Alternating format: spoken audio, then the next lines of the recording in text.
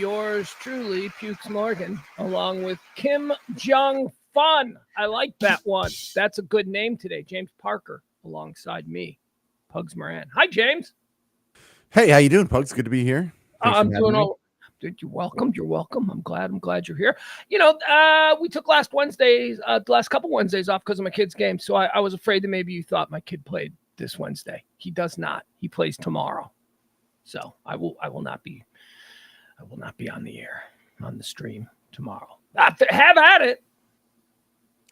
So is this the Ring of Honor, the scroll at the bottom here? Thank you to the supporters. Oh, okay. Yeah, that's from the Tip Driven show that I do every Monday through Friday, right here on the Radio Misfits podcast platform and live streaming service. James, let's jump right into some stuff if you don't mind. Oh, first of all,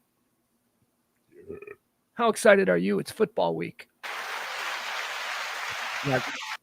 And the first game is tomorrow with the Chiefs and somebody. Who cares?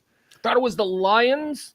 Thought it was the Lions and Chiefs. Is it Chiefs and Lions? Okay, that'll be interesting. Defending Super Bowl champion and every cool guy's pick for this season, the Detroit Lions. Let's see what the Lions really are. Don't get excited, y'all. It's still the Lions. Nah, they're good. Otherwise, they're good. We've been watching. They're in my division. We played them twice. We've seen them build this team. They're pretty good. they might be trouble.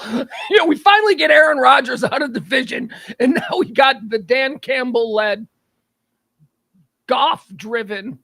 No, they got good. They got talent over there. They got a crazy good defense, man. Jared Goff's all right. He is. He absolutely is. The much maligned Jared Goff. Your Hey, look at us. Our two teams are getting the big nationwide audience for our first week of games. Cowboys are the nighttime game, right? Sunday night. Yeah, the Sunday night football against and then Cowboys Giants Sunday night football. And then my Bears Packers, America's game of the week for week 1, 3:00. That's very exciting. So, no excuses. What makes one the game of the week? It's not beholden to regional outages. Like, for instance, if you lived within 300 miles of where the Cleveland Browns play, your local TV would show you Cleveland Brown games and games related to that. The national game, which is the 3:00 game on Fox, that's nationwide. That's coast to coast. Every Fox station gets it. The 12:00 game on Fox is regional. Same with NBC. Although NBC doesn't have a 3:00 game, do they? Yeah, they do. They also have Sunday night football. I don't know. It's very confusing. Everybody's NBC gets those fringy games. They get Sunday night football. They get Thursday night football. I think they do Saturday. No, at Thursday night football is now Amazon. You got to have Amazon. It's the Amazon game of the week. Oh, right? Oh, that's right. Yeah. Paid all that money for it. NBC's got Sunday night football. ESPN's got Monday night football. Thursday night goes to Amazon. It's football. And then Fox and NBC. They have the football packages on. Oh, and people are freaking out too, man, because, Dish no longer has the football package for the last 20 years. If you wanted out-of-market games. The NFL ticket, the Sunday ticket? Oh, man. I had that for like 5 years, and it was so good. It was the whole reason that anybody has DirecTV still is for the NFL package. Well, the NFL package is now on YouTube TV, and DirecTV hasn't really done a great job of letting their customer base know that this weekend they ain't getting football. You know how many DirecTV people are going to be like, "Where's my football package?" Oh my God, got to get the YouTube. It was so nice to have that though, and especially because all the time I had it, I was in New Orleans as a Cowboys fan. Mm-hmm. And out of market game, I would otherwise have missed at least half their games. Well, certainly me for 20 years here with, Cowboy country, I couldn't get my Bears game. So I had to have some kind of a football package or had to be in a bar or whatever it is. Nowadays I got Netflix, which is the way I watch pretty much anything that I want to watch from some illegal Russian server. Netflix. So I want to talk a little bit about football here to start things out. I want to show you a couple of things. And actually, James, I got a lot of stuff that's designed for you today, if you're so inclined. For instance, do I have a choice? Thought we could have a little. Nah, of course you do. Please, of course, make it about me. I love that. I created a little Wikipedia hole earlier tonight. It's saw me looking at old television primetime schedules from the 70s and the 80s and the 90s. And I thought we could play a game with you since, you were probably in your prime TV watching probably around when? 92 to 97? Would that have been when you were staying home and watching TV on the couch? Yeah, so I went to college in 95 and I stopped watching TV for about a decade. Okay, so what if we were to take a look at the 92, 93 network primetime lineup? And if I were to give you the time, Wednesday, 8 o'clock, do you think you could tell me what you were watching? I thought we could play a little game. Holy crap, no. Probably no? You don't think so? No. All right. All right, well, now how about, then we don't have to play this little game that I've created if it's too hard for you. I didn't realize you were a quitter. I thought you were a Navy SEAL. You can try, but what do I remember from the network TV schedule in 92? Well, I'm trying to, when you were a kid, sitting there watching, maybe I got to go earlier. Maybe I got to go 89, 90. Maybe something like that is a little bit more in your wheelhouse. I think, look, I know Cheers and Seinfeld came on Thursdays back to back for a while, basically. Cheers was on Wednesdays forever, though. Was it? Wednesdays at 8.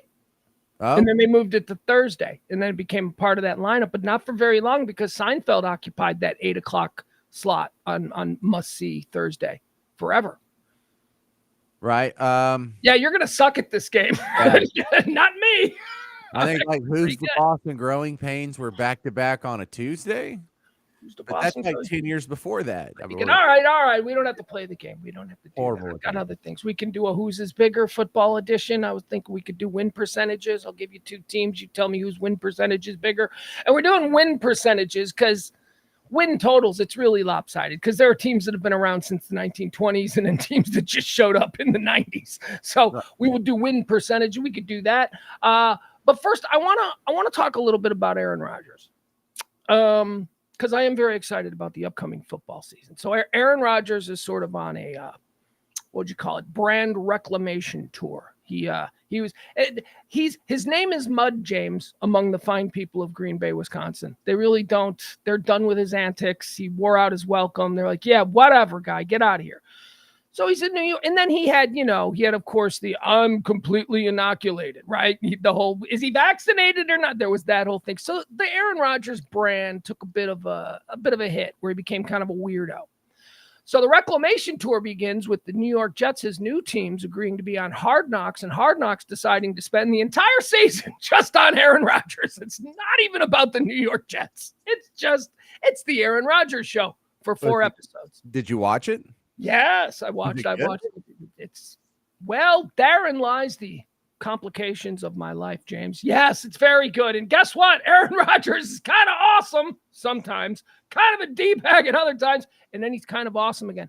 Let me show you awesome Aaron Rodgers from last night's episode. You want to watch this with me? This is very funny. It's a moment of Aaron Rodgers being very serious, and he's telling the HBO Hard Knocks cameras, they're going to make me watch this commercial now. I know you people in your ads. How dare you monetize your business?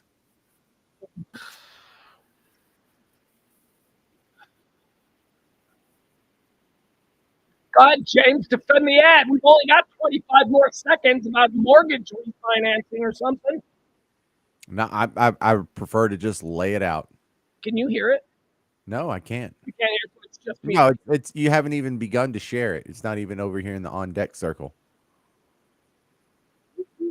Share screen. Well, Jay, you have special privileges, so I wasn't sure if maybe you could just hear it simply because of other reasons. I don't know.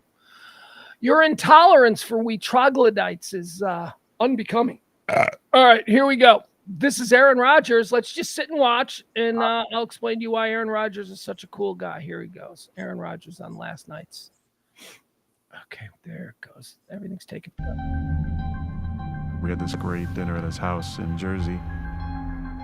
I was making my way to bed, and I had like a 5 a.m. wake up, and I was getting down to bed. I heard this alarm.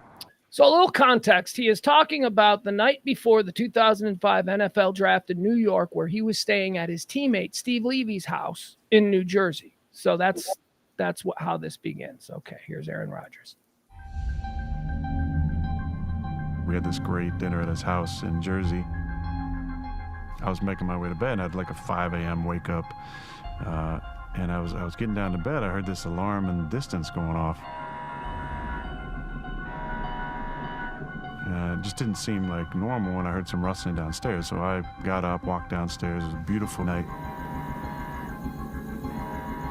And Steve and his brother and I walked outside, and up in the clouds, you know, we heard this sound and we saw this tremendously large object moving through the sky. And it was like a scene out of Independence Day when the ships are coming into the atmosphere and they're creating this like kind of explosion type fire in the sky. He's one of us. We just saw this incredibly large object and froze, as anybody would, because we didn't know what the hell was going on. And eventually it went out of sight and nobody said a word.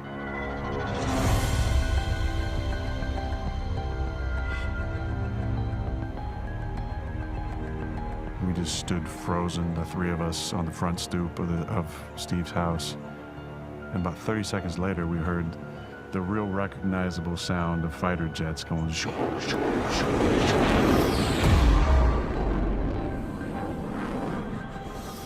That seemed to be chasing this object. And again, we just stood there in just disbelief for another few minutes. Nobody said a word. And then we all kind of looked at each other like, did we just see what we think we just saw? What was that? Eventually, 20 minutes later, we kind of wound down a little bit, went back to bed. Yeah.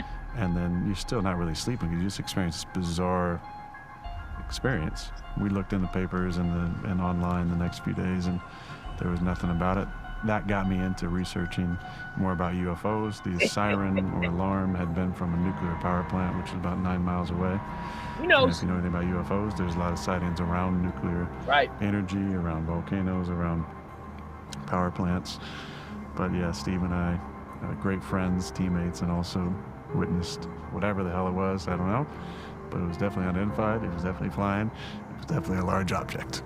Yeah! Aaron Rodgers is on Team UFO Guy. I knew I'd come back around to liking him. Well, that's really cool. Come on. What? No less a source than Aaron Rodgers is going on national TV and talking openly about his experience, which he says, by the way, this is no surprise to me because he's talked about this before, but it's the first time that it's ever really been presented like nationwide.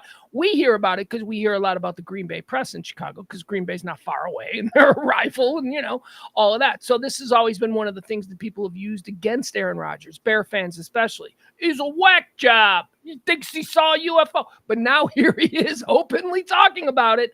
And for the first time, as best as I can tell, naming someone who's co-signing this story, his former teammate, Steve Levy. Aaron Rodgers is a UFO guy. Just like yours truly. He went to Cal, right? Mm-hmm. You've seen a UFO? No. I was abducted by a UFO. I did not see one. I mean, I have the memories and I have the 50-some years of dreams now, but no, I do not have a false memory. But to answer your question, no, I would not say that I saw a UFO. So what he described, you didn't experience that? No, not that I can remember. My mother did, my grandmother did, my aunt did, but I did not. So I was out. Would your mother have a similar story to Aaron Rodgers? I look up in the sky, there's this giant thing. Yes. It is the same story. Yes, it is the same. It pulled over the side of the road, bunch of other people, anonymous strangers who were traveling on this Indiana highway. And everybody pulled over. People got out of their cars. Everyone got out of the car except me. I was a kid and I was asleep in the back seat when I was abducted. But James, you have any more questions about Aaron Rodgers? Enough about me.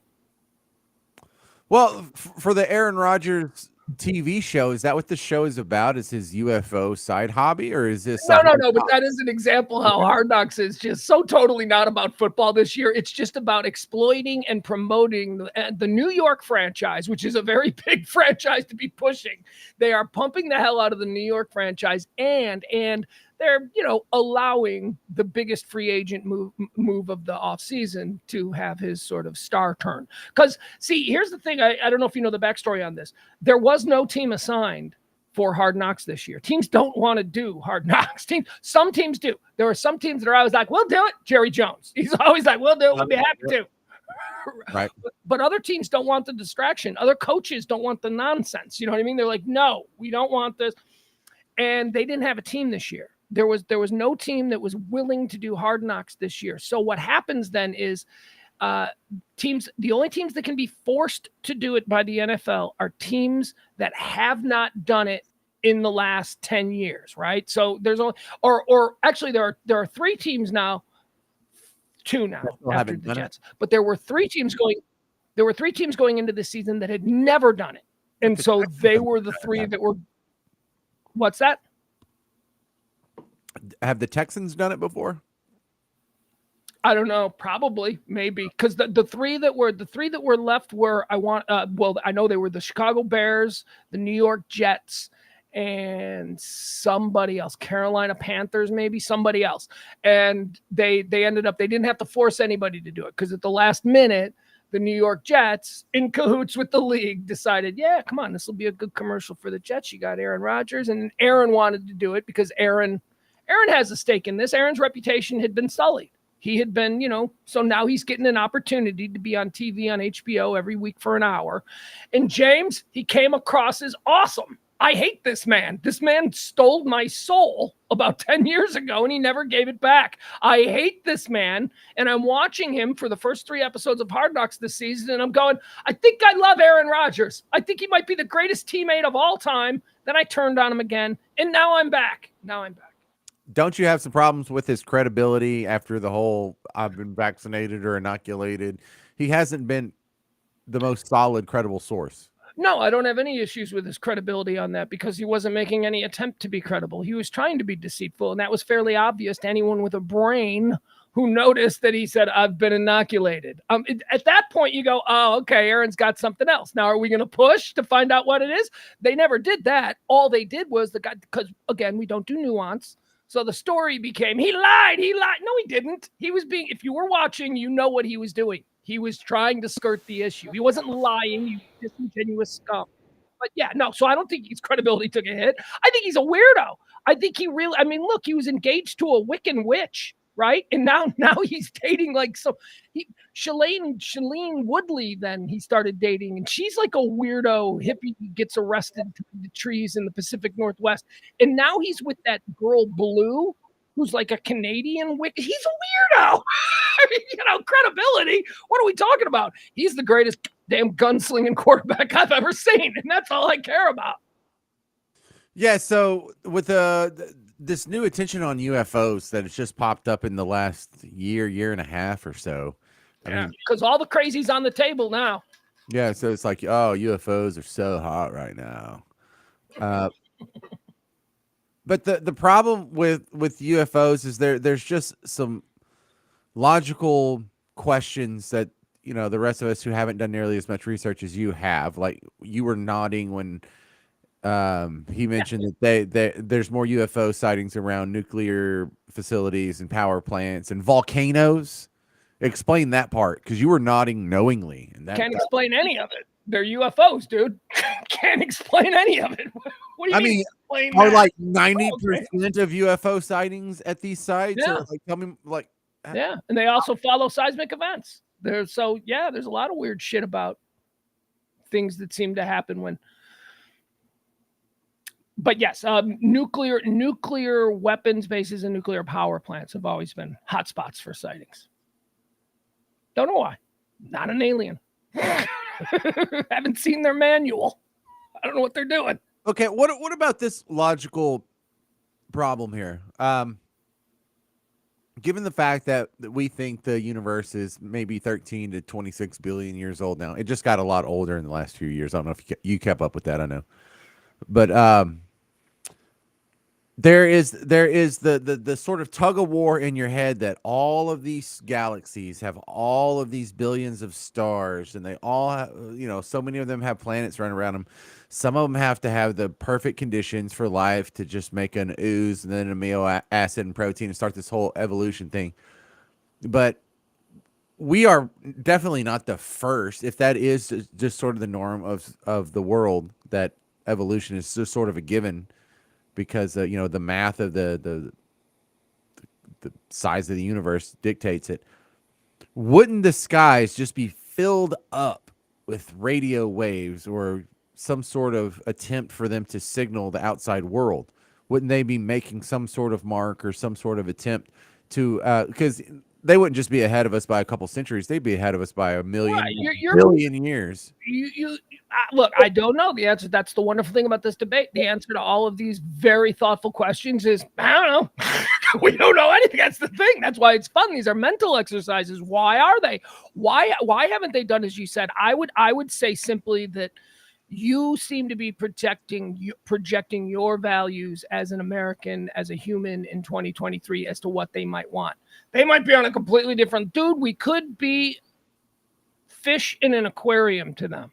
We could be, that's how advanced they could be. And we don't even know it. I mean, you know what I mean? We don't know. We have no idea. Well, if it's just sort of a given, then not only would there be more than one intelligent form of life floating around on some planet, around some star, there would probably be hundreds, thousands, millions, if not millions, and it would be a whole scale. Some of them would be single-celled amoebas. Some of them would be around our level of sophistication. Some of them would be a billion years ahead of us.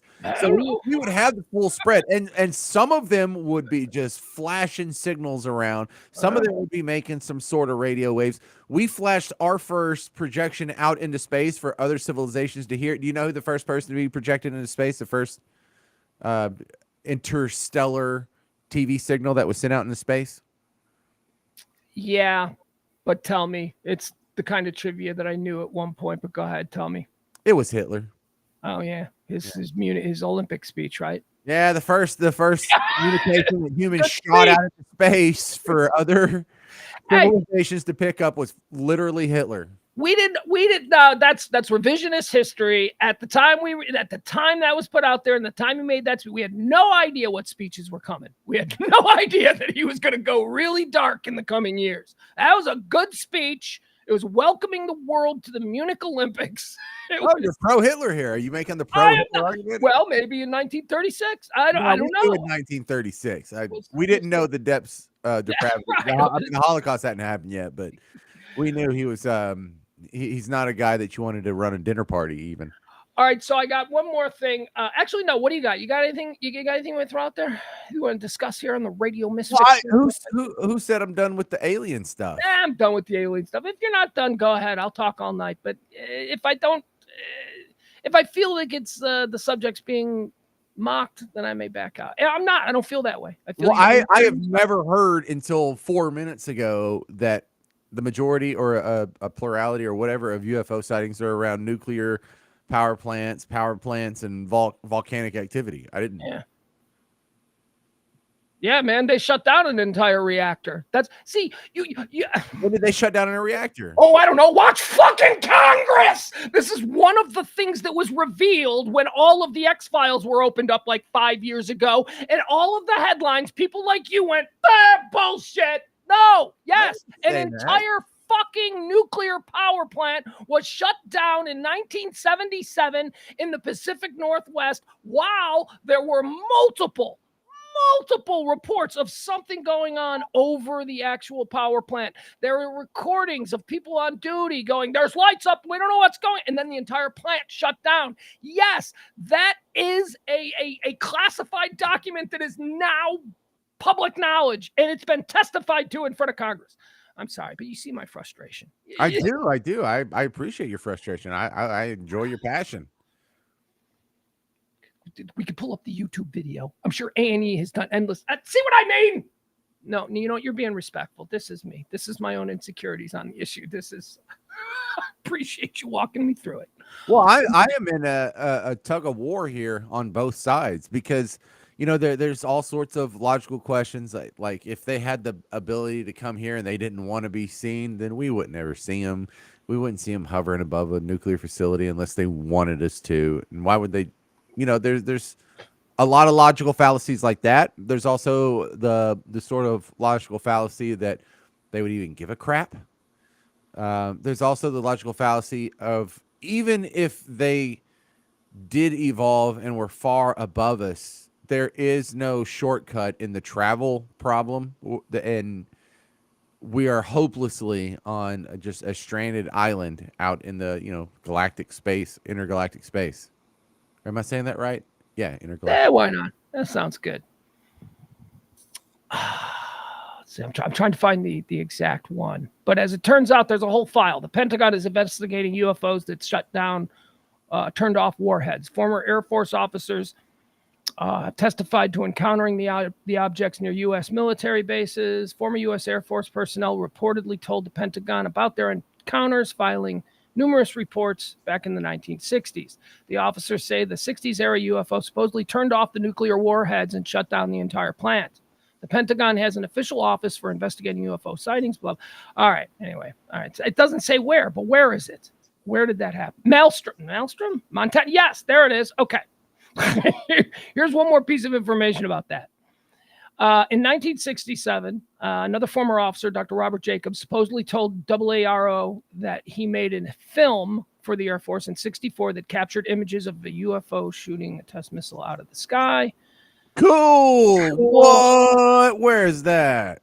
I don't know. All right, this Air Force base is right outside of Great Falls, Montana. Is this the Maelstrom? The Maelstrom Air Force Base? Yeah. Yeah. That's a big one. That's a big name in the UFO encounter world. Maelstrom. Is that where a UFO shot a missile out of the sky? I don't know. There's a lot of stories, and they've been dumbed down through like A&E and true crime bullshit. Guy with the crazy hair. I don't know what's true anymore. I'm trying to find this one particular story. See, this is why I wanted to move off the subject, because I can get really obsessed here. Well, I would like to find the video of the Maelstrom, whatever. Well, I don't believe there's video of it. It was probably back in the 70s or 60s or something. Didn't you really just say some dude took a video of a missile being shot out of the sky by a UFO? I don't know. Did I say that? I don't know. You were reading that. Oh, then no. That was different. That was. Hold on. UFO Files: The Untold Story. CIA released NORAD information relating to the Maelstrom Air Force Base incident. This is from CIA.gov. Okay, this is like, here, let me show you this nonsense. We go through this. I don't know. Do we believe the CIA, or does it at least look? Not for a second, no. Not for a second. Well, for 50 years they told us that it wasn't true, so I guess we have to believe that it was. And then they also told us like JFK, they had nothing to do with that. Yeah. Internal document. Blah blah blah. All right, I don't want to. Again, I'm not prepared. Let me be prepared, and then I'll bring my documents. We'll present it as a full case. But you know what I want to talk about? I want to talk about James. Have you been watching? We're in night 3 for me. It's night 8, I think 7. I think this is night 7 now. Are you following the Chester County, Pennsylvania convict that escaped? Oh yeah. So they say he crab walked over the wall. What does that even mean? Well, funny you should ask, because that, sir, I have video of. I can show you the escape of Danilo Cavalcante. He is a Brazilian murderer. He murdered his girlfriend. Apparently, he shot her right in the face. Murdered his girlfriend doing time. Wait. What did she do? Had terrible taste in men. I think that's one thing that she did. All right, here you go, James. Are you ready? Watch this. Watch this. And by the way, on the market, there is such a thing as no-climb paint. They could have, the jail could have just used no-climb paint and this wouldn't have happened. But watch. So there he is. And again, this dude has been on the run now for 7 days, and they believe that he's like within 2 miles. Like he hasn't gotten more than 2 miles. There he is. Watch this. I don't know who this tattoo dude is, but he seems to be doing some looking out. All right, here he goes. Here he goes. Watch. This is how he escapes prison. Jesus, look at that. Bye-bye. And he's gone. I don't know. Apparently there's a waiting helicopter. You want to see that again? One more time? Apparently this happened early in the morning. Guess the guards hadn't had their coffee yet. So they didn't. Look at him. There he goes. And freedom. All right. There you go. Very good. That is Danilo Cavalcante. He broke out of a jail, a prison. He was serving a life sentence for murdering his girlfriend. He was just sentenced 2 weeks ago. He broke out almost immediately. Oh, he's going to be a handful, James. Broke out almost immediately. And according to best guesses, he's hemmed in within 2 miles of the prison. But James, I don't know if you've been following this. I have. Like I said, this is night 3 of me. I will be here. I will show you exactly what I'll be doing tonight. Yeah, here. I'll be watching this. I'll be watching Philadelphia.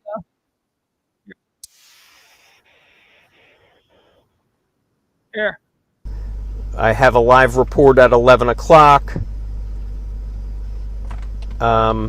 This is live manhunt stream from Dan, why are they concentrating so hard on Creek Road? I wouldn't say they're concentrating as much. All right, trust me, there's a whole lot of nothing going on there. But you can see, right. I've been watching that all night, like for the last 3 nights. Dude, they've been streaming for a week. What's his name? His name is Danilo Cavalcante. All right, Danilo, if you're watching the show, try my trick of going underground. Get in a manhole or get in a sewer and try and go out through one of the tunnels. And by the time they, close the perimeter and clear the area, you're long gone. Just try that for me. I know you're a horrible person who probably deserves to rot in prison should you be guilty of the crimes that have been pinned on you. You over here, look, because Sally's not a fan. She heard that you stabbed her 38 times. Now, if that's true, I hope you die a slow, painful death and rot in hell for the rest of eternity. But still try out my sewer trick because I'm dying to know if that works. Good advice. I don't know that he's listening. I don't know that he has Wi-Fi. We got 17 people watching. Yeah. He might be. Here, let me pull it up on the map. Because what I'm fascinated by. Where is it? Where's the prison? Well, here, we'll just give you a look at what this area looks like. Because he's disappeared, man. He went Eric Rudolph. He went he disappeared into the backwoods of Pennsylvania. People say about Pennsylvania, it's Alabama with Philadelphia and Pittsburgh as bookends. Yeah, but you just said it backwards. It's Philly on one side, Pittsburgh on the other side, and in the middle it's Alabama. Oh, is that how it goes? I don't know. I don't think it's. Well, you got to save the punch word for the last. So it is. You're right. All right. So this is the county. Where's the river? There's some river area. I think this is the area down here. It's a boatload of rivers. Yeah. All right. So anyway, here's what I find fascinating about this guy. So this is like an affluent community that he's missing in. Like these are a lot of like really nice, super nice houses, which is weird because typically there's not a dangerous prison in an area where there's nice fancy homes, but he's hemmed into this 2-mile radius, they believe. And he's living off the land and he's breaking into these rich people homes. And he's been seen just about every night by somebody breaking in, stealing food out of the refrigerator and then disappearing like a murderous raccoon. It's been 8 days. They can't find this guy. This is a murderer with nothing to lose on the loose in a really affluent suburb. And they're just like, yeah, we ain't found him yet. I mean, I can't believe they haven't found him yet. This is nuts. Well, I've always felt that if I was on the run, like I marvel at how all these idiots get caught. And, I see the same mistakes being made over and over and over. And then, if you can figure out a way to get around the dogs, you should be able to just wait it out. Yeah, the dogs are the problem. That's for sure. And that's one of the advantages of going underground. That's why you get in the sewer system, then you pop up somewhere else outside the perimeter, and you're basically ollie oxen free until they can figure out that you've been gone. And by then, if you're smart, you're going to head toward the nearest international line. I recommend Mexico. They're, Canada kind of has their crap together, and Yeah, look, they'll send you back. Okay, you got a chance. You get caught in Mexico, you got a chance that you'll run into the right guy, and yes, yeah, go to Mexico. And look, we're pretty close. I mean, it's like the next state over, basically. So. Well, that's here if you're in Texas, but he's in Chester County, Pennsylvania. Here you go. I'm gonna bring this up for you. I found the better map. So now I'll be able to show you. This is where he escaped from, and we'll figure out the 2 mile area where he's supposedly hanging out.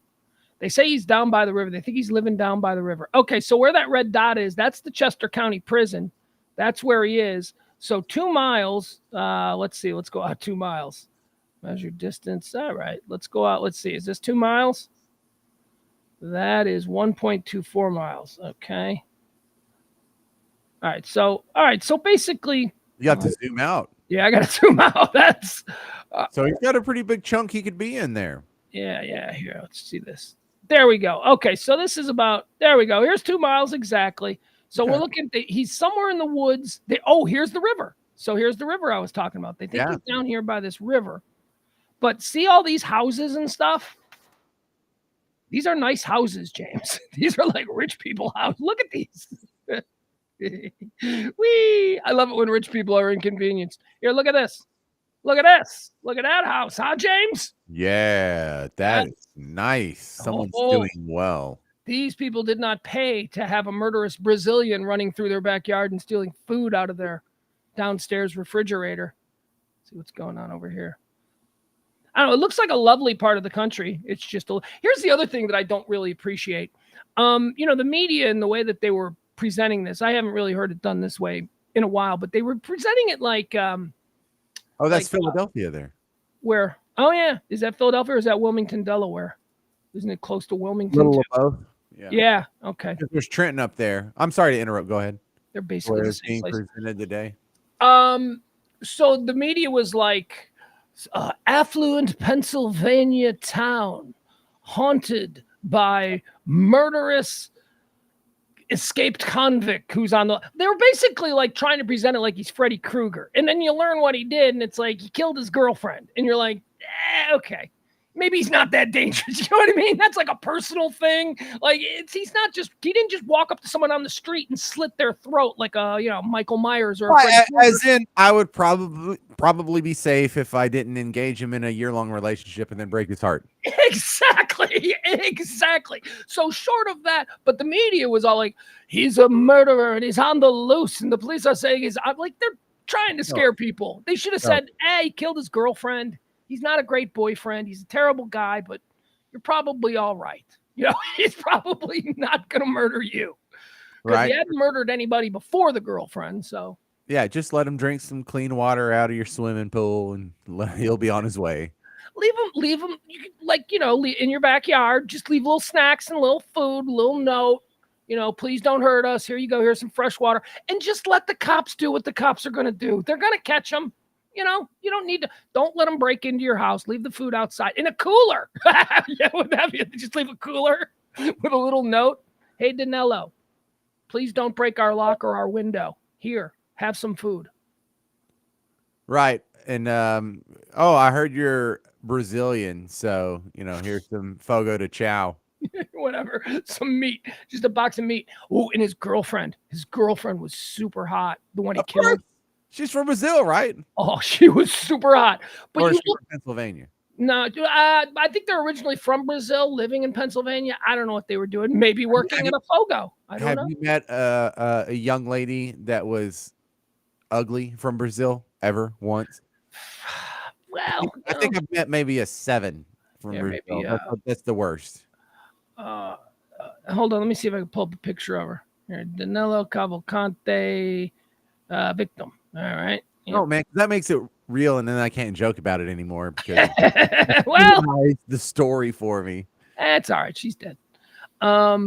Oh, that's so horrible to say. So look, one of the running bits of advice that I'd like to give out is for younger people who are just figuring out how all this stuff works. If someone pisses you off, if your significant other breaks your heart, you don't have to kill him. You don't have to stab him 38 times. My advice: just break up with him. Yeah, just break up, move out, take all your crap with you, and you don't have to get all stabby. You don't have to get all shooty. No need for that. Chokey. You don't have to. Yeah, you don't have to do any of that. You don't have to stalk her. You don't have to like peek in her window. You don't have to like go through her trash or do anything weird or beat up her new boyfriend. Or just break up, move on. It's my advice, and I think it's solid. It's that easy. Here, I got one other thing that I wanted to share with you today. This is fun. The wife of the Barcelonan diarrhea guy. Oh, from the airplane. There was a dude, wasn't it? I think it was a dude. I mean, a chick. I was speculating. Well, turns out it's a guy. And his wife has made a video, and she's actually the only person speaking about the incident. And so I thought maybe we could watch that here. Here you go. This is... Are we about to get our second reference for Fogo to Chow? Maybe. All right, so here you go. Oh, no, his wife's kind of cute. She's adorable. My husband had diarrhea. This is a post we have to make. There you go. So we just want to say thank you to our prayer warriors because he's home now and he's resting and he's getting those electrolytes up, drinking Gatorade, eating potatoes. Oh, I know. Turn it off. I will say that we've been seeing... What? Imagine you're Jesus. Okay. And you have this army of prayer warriors all of a sudden petitioning you about this fella's diarrhea. Well, hey, she's a good lady. Do you think Jesus appreciates that? If you were Jesus, would you want like 30,000 people all of a sudden praying for this guy's diarrhea that he had 2 days ago? Because it was viral. There's war and famine and pestilence and sin. And, there's real suffering. Human tragedy and slavery, and some guys dying of dengue fever right now. and I'm supposed to care about this dude's diarrhea from 48 hours ago? God can multitask. Here we go. Let's watch it again. So we just want to say thank you to our prayer warriors because he's home now and he's resting and he's getting those electrolytes up, drinking Gatorade, eating fingering potatoes. I will say that we've been seeing headlines saying he had diarrhea all the way through the plane, and we take issue with that because you know what he didn't have all the way through the plane? Compassion from his fellow man. We had a big lunch at TGI Fridays, and he was in the potty, and the captain said, "Everybody put your seatbelts on." And so he got up and he went back to his seat to put his seatbelt on. Was he not supposed to do that? Is he not part of everybody? Is he not real? He could have done it in first class because that's where we were sitting. But he went all the way to the back of the plane to use the bathroom there because he's a Christian and that was the right thing to do. But nobody's talking about that. One lady complained about it getting on her foot. That's why you don't wear open-toed shoes on the airplane. Somebody could have an emergency. Somebody could have a foot fetish. Either way, you're not making it better. The worst kind of biohazard is not diarrhea all the way through the plane. It's hate all the way through your heart. So we just... That's right. It's hate all the way through your heart. There you go. The wife of the poo guy. All right. Definitely my favorite line. I already know what it is, and it's a race for second place. That's why you don't wear open-toed shoes on a plane. Yeah. Get some random dude from TGI Fridays might have the trots on your foot. That's why you don't wear open-toed shoes on an airplane. I've never heard don't wear open-toed shoes on an airplane. I think you've made up a saying there. My favorite was when she said that even though our tickets were in first class, he used the bathroom in the back of the plane because it's the right thing to do, and he's a good Christian. I think, isn't that a dick move? I don't think Jesus would do that. Okay, that's Blair Erskine. She's one of the funniest people on Twitter, and whenever there's a situation like this, she always becomes the wife of or the spokesperson for, or she's very funny. She's an actress, and I love her. She's great. Real. I fell for it. Hook, line, and sinker. Oh yeah, and I respect her for that. I like that. She's very funny. Blair Erskine is her name. She's an actress. She's on some show now that I'm seeing. I don't remember. I'm like, oh, that's Blair Erskine. Anyway, all right, I got nothing else. You got anything else? We got like 10 minutes left in the show. We did Cavalcade. We did wife. We did Poo Flight. We did. What do you got? You got anything? Anything you wanna? Well, I mean, I kind of want to talk about Us? Okay. You want to talk about us? Oh my God. Is this like a relationship conversation? Because I don't want to do that in the last 10 minutes. No, I'm not breaking up with you. Okay. First question: what the hell is Amel? Well, his house is gutted. He's like in a hotel and stuff. This is no longer a believable excuse. Dude, he's not. What do you mean? I mean, they went in and they ripped down the ceiling and the walls, and they're rebuilding everything. It was like total. Well, dude, we're talking 6 figures in damage here. This place was like wrecked. So yeah, no, he's out of the house. He's not even. He can't get a laptop with a webcam and just. Well, I mean, he probably could, but he's just gonna ride this out for. I think probably gonna be a few more days, and then he'll be back in the house. All right, next question: whatever happened to the harvest trip for his little Tulsa farm, Tulsa King? Yeah, that's coming up. You will be. See, here's the thing: you need, because you're not like him, who is like an international jet setter. You need like a week's head time, right? You need to know when you're going and plan for it to make arrangements. You can't just jet off in the middle of the afternoon because it's time to pick the weed. And I don't know that he's going to be very good at giving you enough lead time. I heard he was going up there today, so I think actually today he might be on his way up there. I know he was making like a solo trip at some point to just check on it. Are we just going to wait for the bat signal and then go out there and harvest? Hey, can you guys get up here tomorrow? It'll be like that. Like, I suppose I can. Maybe, yeah. I suppose I can. Probably drive to Tulsa. Oh, what else? Well, he talks a whole lot about building up this farm and putting like little Airbnb type condos or whatever on it. Yeah, his whole glamping thing. Yeah, exactly. Is he moving on that, or is what's up? Yeah. Well, to the extent that it can be moved on at this point, but yeah, no, he does stuff. He doesn't just say we should. He does stuff, and he's doing 10 things at once. I mean, my God, do you know how many businesses he owns? No idea. I don't know. I just know he has a ton of money. Yeah, it's crazy. He's dealing with some meltdown, and now he's got no walls in this other place that he's got. I don't know. It's crazy. He's very busy, but he'll be back trying to sell this house. And I don't know how that's going. Seems to be going fine. What else? Anything else? How's your comedy doing? Are you writing comedy? James and I are doing a comedy class together. Yeah, so I wrote a bunch of stuff today. I totally forgot what the homework was. What do we got to do for Monday? Well, I can tell you what we do for Monday. I'll pull it up on my phone real quick because I really was working on it earlier today. Not that I'm like bragging or trying to one up you here, but I should have worked on it far before today because we actually had the week off because of Labor Day. So yeah, I kind of suck. But where's the comedy class? So you're supposed to write a new intro to start off with, and I did write a new intro, which I don't want to give away all my jokes and stuff, but no, we shouldn't do that because we want people to come see us. We're hoping that some of these people that watch this show will come to the showcase. Oh yeah, and we should probably tell them about that. So there's going to be a showcase September 19th. It's at the Addison Improv, right? I guess. Okay. I'm certain it is. Yeah. So everybody listening in now, Mark, put it in your phone, or if you don't already have something to do, the evening of September 19th. That's a Tuesday. I'm sorry. You don't normally go out on a Tuesday. It's not known as a party day, but you're going to go out for us. Dude, there's only like 2 people watching or whatever. Come out to the we do better on post listens. We more than just the people. I know. I'm sandbagging to sort of build up a little bit of. But we need a bunch of you to come, especially a bunch of you that we haven't really hung out with, because we'll probably be amped up and want to go out afterwards. So hey, want to go party on a Tuesday night? Let's go. I will. Byron, Ross, Barney, y'all show Leslie, up. Chet. Yeah. Well, Chet's not going to come. He's in Iowa. We know Jen will be there. We might need Jen to videotape for us. Think Jen would do that? No, that we already have someone videotaping it, and I'm already going to buy it, so you don't have to buy it. Okay. Oh, you're taking advantage of that girl? Yep.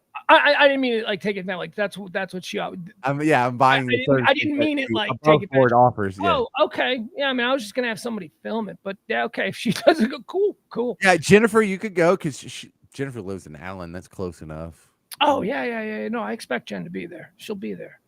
And then Leslie, I'd like to meet her just based on her looks, basically. Leslie C. Yeah, personality not so much, but looks definitely. Wait, what's wrong with Leslie C's personality? She's a delight. She looks better than her personality. How about that? That's a compliment, and not a compliment. She doesn't have a picture. Her icon isn't a picture. Yeah, but there's an alt Leslie account that is the same person. So you're a stalker. You're stalking these people. You're trying to see what they look like. Yeah, when we only have like 12 viewers, it's pretty easy to track all these. No, that makes it weirder. That makes it more of a threat because there are only 12 of them. And now you can actually, hunt her down and be weird. Wait, because Leslie Collins is the blonde one, right? Because there's the brunette, and then there's the black Leslie, the go-to Negro. No, we got multiple Leslies. Yeah, I think we're thinking of Leslie McDaniel. Yeah, and then Leslie Collins, but she's also has the other last name, and this is the blonde one, right? I don't know. I don't know. I don't want to. All I know is that we lead the league in Leslies. We got a lot of Leslies, and Leslie we're doing very well in that position. Yes, Leslie is a great supporter of the show. Leslie Collins, that is. She's in the chat room right now. Yeah, James is flirting Leslie. That's right, a married man. Yep, definitely flirting. Not with Ross though. No, Ross, we do not know what you look like. I do. Ross is a friend of mine. Well, there's a picture of Ross right next to his name, so that's what Ross looks like. That looks like a picture from 2002, though. No, Ross. Ross looks like Ross looks like what he is: a professional musician and studio engineer. And that's what he looks like. Sweet professional musician. All right, can we be done? We can be done. Get out of here later. Is there anything? What are you watching? What do you want? You watching anything good? I'm still in the middle of Suits and Eastbound and Down. I am rewatching The Office. I've recently discovered Peacock, which I guess a lot of people watch Peacock. I could never watch Peacock because it gives you commercials, and I refuse to watch commercials. But well, the Peacock commercials are like those new commercials, though. They're only a minute, and they show you, like, you see the little buffering thing shows you when the commercial easier. It makes it a lot easier because you can see it's like, okay, so it's actually not that bad. I'm finding that the Peacock commercial interruptions, 1 minute, like for instance, in an episode, a 24-minute episode of The Office, there's 3 minutes of commercials. There's 1 minute at the very beginning, goes by really quick, and it's easy. It's good. Anyway, I'm rewatching The Office. And there is that show. I've seen it now. This is my third time through the series. The writing, James, Michael is super clumsy when it comes to, the way he talks about diversity in the office and different ethnicities, right? He's very clumsy. He's well-intended. Like he means no harm. The word you're looking for is cringe. Cringe. Yeah. But thing is, he comes off as being incredible, like if he says the things that he says on Twitter, they'd come for him and they'd cancel him and all that kind of stuff. But it's like I'm watching this and I never really noticed how nuanced it is because he's so innocent in his stupidity. His ignorance is a direct result of the fact that he's just really absent of life experience. He's super innocent. Like he obsesses with Kelly. Kelly Kapoor, who played by, what's her name? Mindy Kaling. Yeah, Mindy Kaling, yeah. Mindy Kaling. He obsesses, especially in the first 3 episodes. Every time he sees her, he's like, oh, cookie. Like she's some clerk at a 7-Eleven. And he means it in a really kind-hearted, inclusive way, but he doesn't realize that he's being cartoonish and offensive. I don't know. I'm watching this and I'm thinking, man, these are some deep issues that they're dancing around here with the comedy. This is some really wonderful social satire. Well, the thing that stands out when you bring it up like that is the brilliance of Steve Carell, because I am a fan originally of the British version of The Office, and my old roommate Del Pullen, Del. He actually bought that when we were living together, and we watched the whole thing because it's only 2 seasons and then 2 90-minute specials for the whole series, and they couldn't continue making it because they imploded The Office, and it was the story was done. They wrote it into a hole. And Well, so, it was also, it should be mentioned, BBC. It was never intended to be anything more than what it was, because the BBC looks at their shows much differently than American television networks look at theirs. There are no BBC shows that run for 10 years. Nope. Yeah, it's so they got a contract for 2 years, and so they wrote a show. They wrote the script that totally just destroyed the entire office. It destroyed everything, but it did so well in the ratings. The BBC came back to them and they say, "All right, we're willing to sign you on for a couple more seasons." They're like, "Have you not watched the show? We can't keep going." And they're like, "Okay, well, you're huge. What can we do?" right. Yeah, and so they made 2 specials, sort of like ABC after school special versions. Yeah, I saw the one David Brent's tour of England where he tried to be a rock star. God, it's so bad. Guys, it's so hard to watch because it's so cringy, right? It's But the difference is Ricky Gervais's David Brent is what Steve Carell based Michael Scott off of. Mhm. But David Brent is not a redeemable person. He's an inherently flawed, bad person. Right. And he's not necessarily coming at all. Sometimes he is coming at it, with good intent. Sometimes he's an absolutely deceptive, lying piece of garbage who is saying what he thinks he needs to say to get out of an awkward situation. And he's not a good guy. No, he's a narcissist. He's a rank narcissist. Right. And so Steve Carell changed that. Steve Carell made Michael Scott Innocent. Exactly. It seems like a small detail, but it changes the whole paradigm of the character. He made him like a kid that's on the autism spectrum that you can't get too mad at because he's got special needs. You didn't get it. No, you don't get it. And he became infinite. Michael Scott is infinitely more likable than David Brent. You're absolutely right. I'd never really noticed that about the missing component that Michael Scott has that David Brent doesn't. You gave Steve Carell credit, and he's just such an incredible actor. And the way that he portrays Michael Scott is so wonderful. But you know who really should get credit? And I'm only noticing it now that I'm watching it through. BJ Novak, Ryan wrote the writing. Yeah. Ryan wrote like the first 4 episodes. No one gets credit for writing the first 4 episodes because they are copies of the first 4 episodes of The British Office. All right, well, then they were the screenplay because he gets sole credit, written by BJ Novak.